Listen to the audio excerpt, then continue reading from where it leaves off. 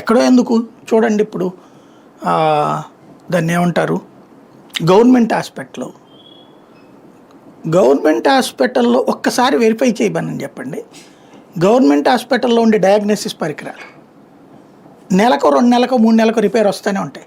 మళ్ళీ అది రిపేర్ చేయడానికి 2-3 నెలలు పడుతుంది. అదే ప్రైవేట్ డయాగ్నోసిస్ సెంటర్లో ఏళ్ల తరబడి అట్లాగే ఉంటాయి. రిపేర్ వచ్చినా వెంటనే సెట్ అవుతుంది. ఏంటి తేడా? అక్కడ ఈ డయాగ్నోసిస్ సెంటర్ల దగ్గర లంచాలు తీసుకున్న సిబ్బంది దాన్ని చెడగొడతారు.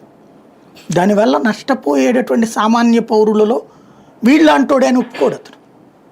నాకు 1000 వచ్చిందో 10,000 వచ్చిందో నేను దీన్ని నాశనం చేస్తే ఈ జనాలందరూ సచ్చినట్టు వెళ్ళి ప్రైవేట్ డయాగ్నోసిస్ సెంటర్కి పోయి చేయించుకుంటారు. వాడు వీడికి 10,000 ఇస్తాడు.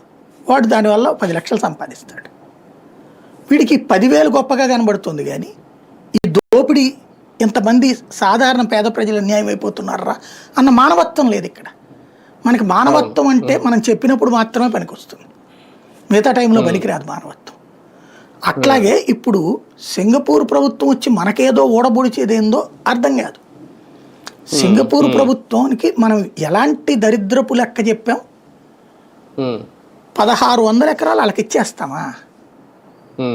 వాడు అది తీసుకుని దానికి డెవలప్మెంట్ అంతా మనమే 12,000 కోట్లు ఖర్చు పెడతామా? వాడు 300 కోట్లు పెట్టుబడి పెడతాడు, అది కూడా ప్రభుత్వంతో సంబంధం లేక్కడ. పలు కంపెనీల యొక్క కన్సార్టియం